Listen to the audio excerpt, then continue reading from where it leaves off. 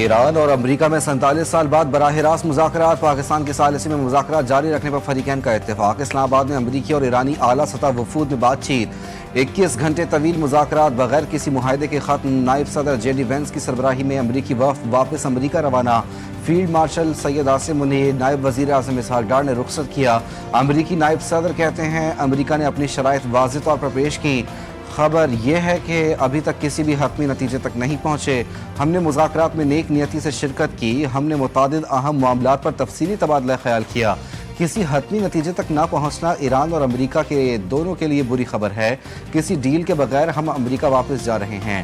روانگی سے قبل جے ڈی وینس کی پریس کانفرنس، انہوں نے مزید کہا کہ ہم ایران کو بہترین آفر دے کر واپس جا رہے ہیں، دیکھتے ہیں کیا جواب دیتا ہے۔ وزیر اعظم شہباز شریف اور فیلڈ مارشل عاصم منیر کا شکر گزار ہوں۔ Let me say a couple of notes of appreciation to the Prime Minister of Pakistan and to Field Marshal Munir, who were both incredible hosts, Pakistanis who did an amazing job and really tried to help us. We've had a number of substantive discussions with the Iranians. That's the good news. The bad news is that we have not reached an agreement. Along with the Chief of Defense Forces and Army Chief, Field Marshal Syed Asim Munir helped mediate several rounds of intense and constructive negotiations between the two sides that continued through the last 24 hours and ended this morning. On behalf of Pakistan, I would like to express gratitude to the two sides for appreciating Pakistan's efforts to help achieve the ceasefire and its mediatory role. Pakistan کا خطے میں کشیدگی کے خاتمے کا عزم امن کے لیے اپنا کردار ادا کرتا رہے گا۔ مذاکراتی عمل میں شریک ایران اور امریکہ کے وفود کا شکر گزار ہوں۔ نائب وزیر اعظم اسحاق ڈار کا کہنا تھا کہ وزیر اعظم کی سیز فائر کی درخواست پر عمل کرنے پر شکریہ ادا کرتے ہیں۔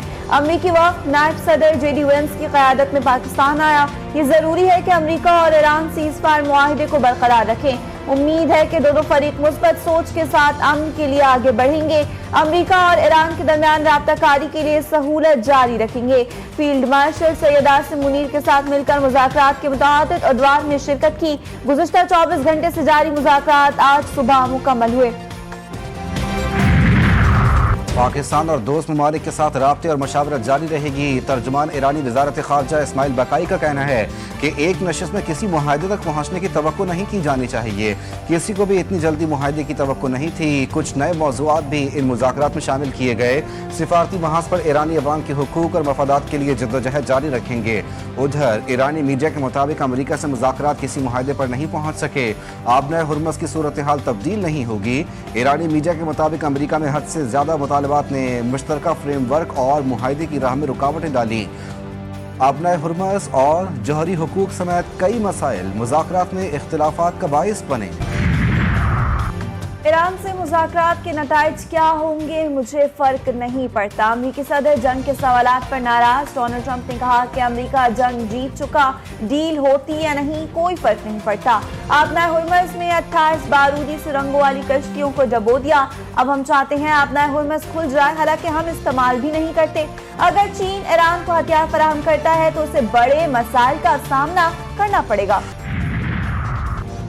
وزیر اعظم کی امریکی اور ایرانی وفد کے ساتھ بیٹھکیں۔ شہباز شریف سے امریکی نائب صدر جے ڈی وینس، خصوصی ایلچی اسٹیو وٹکاف اور جیریڈ کوشنر کی ملاقات۔ ایرانی پارلیمنٹ کے اسپیکر محمد باقر بالیباف کی بھی وزیر اعظم سے ملاقات۔ شہباز شریف کا علاقائی اور عالمی امن کے لیے پاکستان کے ثالثی کردار کو جاری رکھنے کے عزم کا اعادہ۔ کہا پاکستان امن و استحکام کے لیے مثبت سفارتی کوششیں جاری رکھے گا۔ پاکستان کی کامیاب سفارتکاری پر بھارت میں سیاسی ہلچل تیز۔ اپوزیشن جماعت کانگریس نے مودی سرکار کو شدید تنقید کا نشانہ بنا دیا۔ بھارتی قیادت شدید دباؤ کا شکار۔ کانگریس رہنما جے رام رمیش کے مطابق پاکستان کے بطور ثالث کردار نے مودی حکومت کی خارجہ پالیسی پر سنجیدہ سوالات اٹھا دیے ہیں۔ امریکہ کے ساتھ قریبی تعلقات کے باوجود بھارت کوئی سفارتی فائدہ حاصل نہ کر سکا۔ Actually scared whether Vance's security is going to be safe or not, whether he will be secure or not within Pakistan. He will be safe, and honestly, this is Times Now. This is one of the most esteemed stations in all of India, and you all look like a bunch of school children right now, squabbling over things that really don't make a difference. And I feel like the school teacher about to discipline each and every one of you. This is about lives. This is about livelihood. امریکہ ایران جنگ بندی میں پاکستان کے فیصلہ کن کردار پر بھارت اور گودی media میں صف ماتم. سابق امریکی سفارتکار نے بھارتی اینکر کو لائیو شو میں کھری کھری سنا دی. جیفری گینٹر کہتے ہیں امریکی نائب صدر پاکستان میں مکمل محفوظ ہیں. بھارتی میڈیا اسکول کے بچوں والا طرز عمل دکھا رہا ہے. بھارتی میڈیا کا نازک معاملے کو تنازع میں تبدیل کرنا افسوسناک ہے. ایرانی گلوکار کا پاکستان سے محبت کا اظہار. پاکستان تشکر کے نام سے گیت جاری. امریکہ ایران جنگ بند کروانے کے لیے کردار ادا کرنے اور ایران کی حمایت پر ایرانی گلوکار کا گیت گا کر پاکستان سے اظہار تشکر. گیت میں وزیراعظم شہباز شریف اور فیلڈ مارشل عاصم منیر کا ذکر بھی شامل ہے. پاکستان فخر سے سر اٹھایا ہے. سفارتی طاقت نے دنیا کو جھکایا ہے. عسکری قیادت نے حوصلہ دکھلایا ہے. اب ہر دشمن نے سچ کو اپنایا. یہ دھوم نہیں، یہ تاریخ کا سنہرا باب ہے. ہر کامیابی کے پیچھے قوم کا اتحاد ہے. جیت ہے ہمت، یقین اور ایمان کی. یہی پہچان ہے زندہ دل پاکستان کی. پاکستان کی حالیہ سفارتی کامیابی پر سمندر پر پاکستانیوں کا خوشی اور فخر کا اظہار. کہتے ہیں پاکستان کی مضبوط قیادت نے عالمی سطح پر ملک کے مثبت تشخص کو نئی بلندیوں تک پہنچایا. پاکستان امن کا فاتح بن کر ابھرا ہے اور دنیا بھر میں پاکستانیوں کا سر فخر سے بلند کیا. مؤثر عسکری حکمت عملی نے مخالفین کو بھی حقائق ماننے پر مجبور کر دیا. یہ کامیابی قومی وقار، امن پسند پالیسی اور ذمہ دارانہ کردار کی واضح عکاسی ہے. لبنان اور اسرائیل کے منگل کو ہونے والے جنگ بندی مذاکرات میں تعطل. ہزاروں لبنانی شہری سڑکوں پر آ گئے. بیروت میں لبنانیوں اور حزب اللہ کے پرچم اٹھائے شہریوں کا شدید احتجاج. مظاہرین نے صدر جوزف اون اور وزیراعظم نواف سلام کی تصاویر جلائیں اور انہیں صہیونی ایجنٹ قرار دیا. احتجاج کے باعث نواف سلام نے واشنگٹن کا دورہ مؤخر کر دیا. غزہ پر صہیونی جارحیت جاری. اسرائیلی حملوں میں مزید 10 فلسطینی شہید اور متعدد زخمی. اسرائیلی ڈرون نے البریج کیمپ میں مسجد کے کھنڈرات کے قریب شہریوں کے گروپ کو نشانہ بنایا.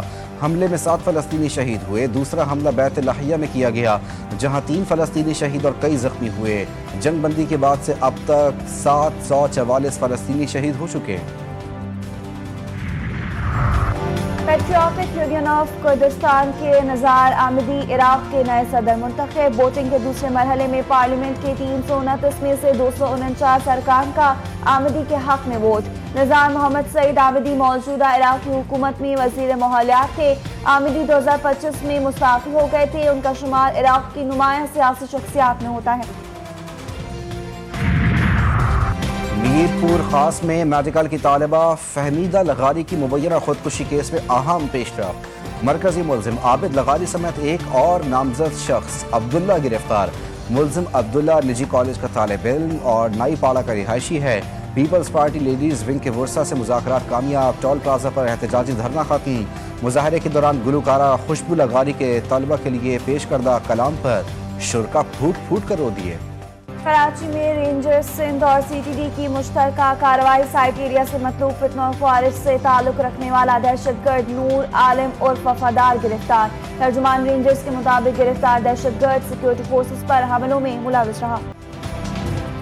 کراچی میں گرمی میں اضافے کا امکان. مختلف علاقوں میں زیادہ سے زیادہ درجہ حرارت 37 سے 39 ڈگری سینٹی گریڈ تک جا سکتا ہے. نمی کم ہونے کے باعث درجہ حرارت کی شدت 38 سے 40 ڈگری سینٹی گریڈ تک ہو سکتی ہے.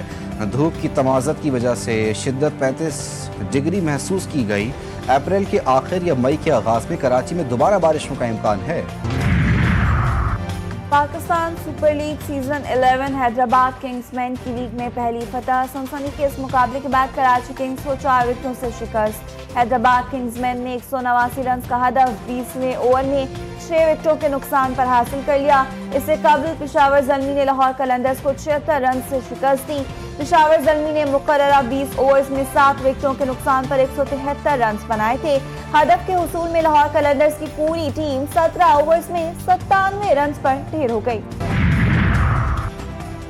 تھائی لینڈ اور لاؤس کے بدھ راہبوں کا وفد پاکستان کے تاریخی دورے پر. 15 رکنی وفد نے پشاور، سوات، ٹیکسلا اور لاہور سمیت گندہارا تہذیب کے اہم مذہبی مقامات دیکھے. وفد نے دھرم راجکا، اسٹوپا، جولین خانقاہ اور تخت بائے جیسے عالمی ورثہ مقامات کا دورہ کیا اور مذہبی رسومات ادا کی.